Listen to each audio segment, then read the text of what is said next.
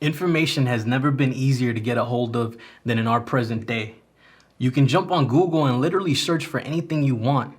Yet even with all of these advancements in technology, schools have been lagging behind every step of the way.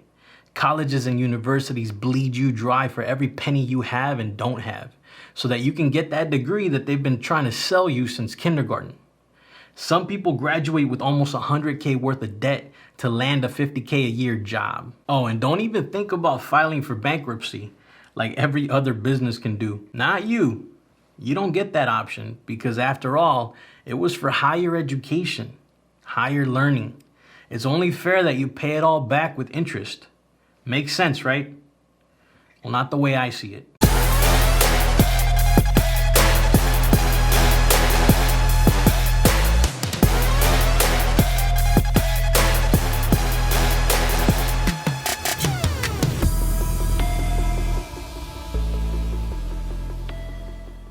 What's up, fellas? This is Vidal with Dad Consulting. In this video, we're talking about school and business.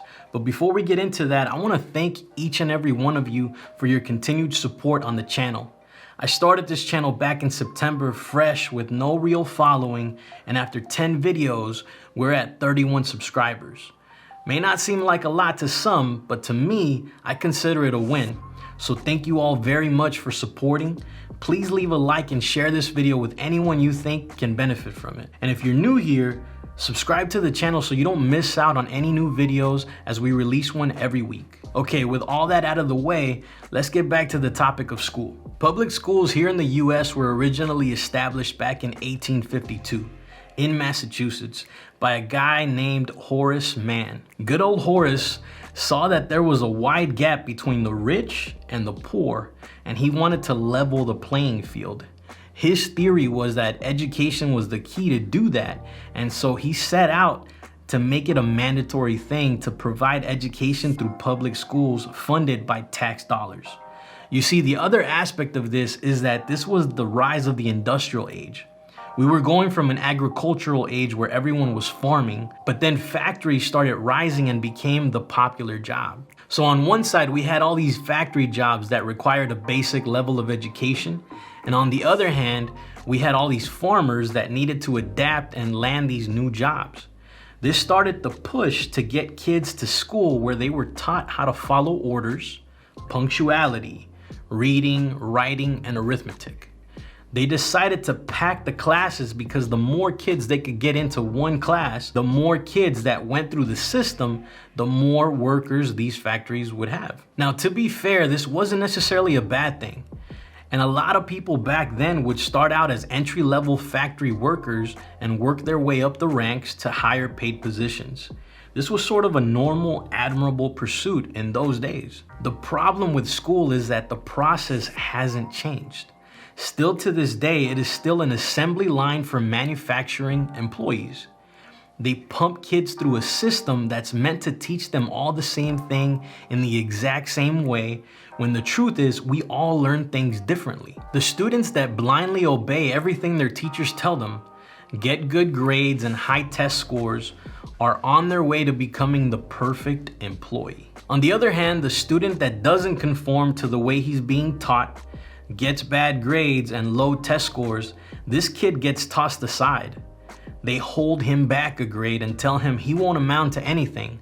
On top of that, his parents rag on him for not being good in school, yet they themselves dropped out at an early age. You know what I'm talking about.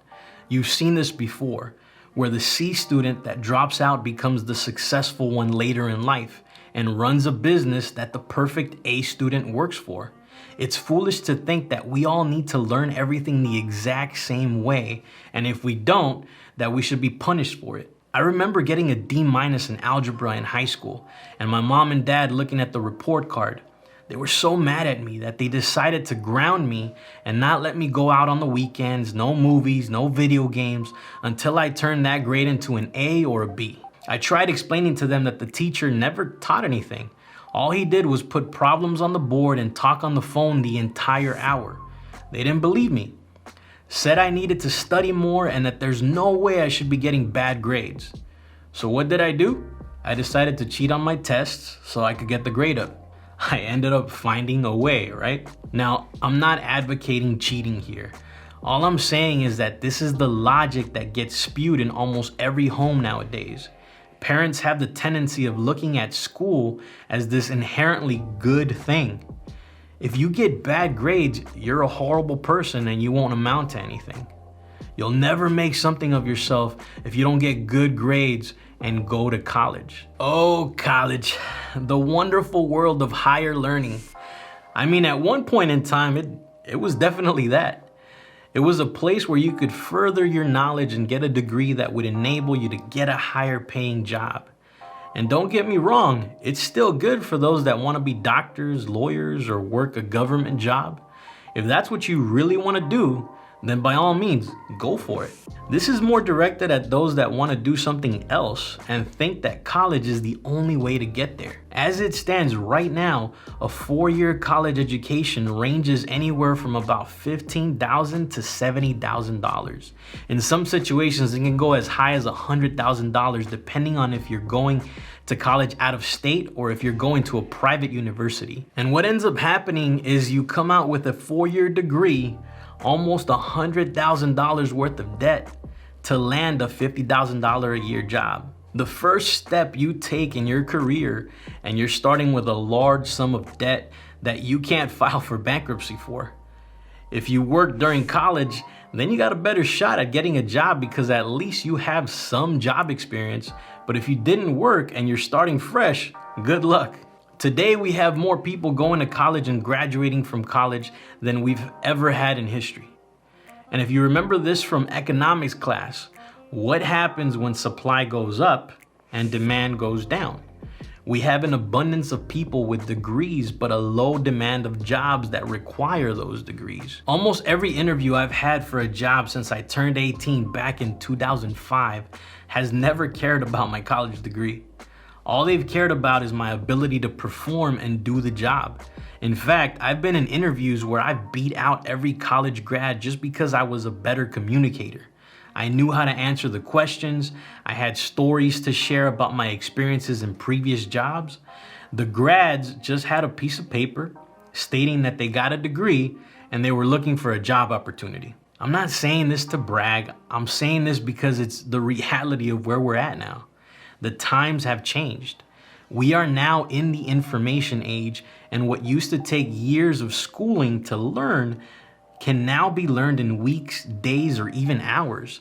Technology has advanced rapidly and it keeps advancing exponentially. Those that are not adapting to this change are getting left behind. This is why people that are subscribed to the old model of school and college will teach me everything I need to know are in for a rude awakening. Schools are not adapting. Instead, they are sticking to their old traditional methods of teaching, and a lot of people are starting to wake up to that fact. The internet has made it possible for us to share information and connect with people across the globe very easily. This has given rise to a new business that is growing rapidly, the world of online education. It was projected back in 2015 that this industry would make $107 billion in revenue, and it did. Now Forbes is projecting it to reach $325 billion by 2025. Think about that. That's an incredible amount of money, but why is this the case? Well, there's two factors that play into this. One is that college is way too expensive, and two, people like learning from those that are actually doing what they want to do. Let me explain. There's a lot of people out there that go to college to learn about business and to get a business administration degree so they can graduate and start their own business. Here's the problem. The professors they are learning from are not business owners. They are professors employed by a college who make about $40K a year and have no actual successful business experience. Because if they did, they wouldn't be there. But nowadays, I can go online and find someone selling an online course on how to start a business in any market of my choice, depending on what I'm into. I pay a fraction of the cost of what I would pay in college, can learn everything at my own pace, and I can get results a lot faster. The worst thing that can happen is it doesn't work out. Maybe I'm out a few $100 and a few months of my life, but I'll take that any day over $100,000 of debt and 4 years wasted. Learning from someone that's in the profession you want to be in is not a new concept. Before public schools, there were masters and apprentices. If you wanted to learn how to be a blacksmith, back in the days, you went and learned from the blacksmith. It's a simple, tried and true concept, and it appears that we are getting back to that now. Education is really the key to success, but the quality of that education is what determines the level of success you can reach. Don't limit yourself. Use the information that's accessible to you, whether it's free or paid, to acquire new skills and make yourself even more valuable in the job market. If you really want to capitalize on this industry, think about skills and knowledge that you possess that could benefit others and how you could package that into a digital course. Trust me, even if you don't consider yourself an expert on a given topic, as long as you're a chapter ahead of the person behind you, you can help that person get to your level. And if you're interested in learning more about this industry and how you as a dad can capitalize on it to start making some extra income, let me know in the comments below, as I'll be glad to put together a mini series for you to give you more insight on this business. If I get enough likes and comments, I'll go ahead and put that together for you. So that's gonna wrap it up for this video. I hope you've enjoyed my rant on school and why I believe it's trash and how online education is the business of the future. All right, my fellow Alpha Dad, this is Vidal. I'm out. I'll catch you on the next one.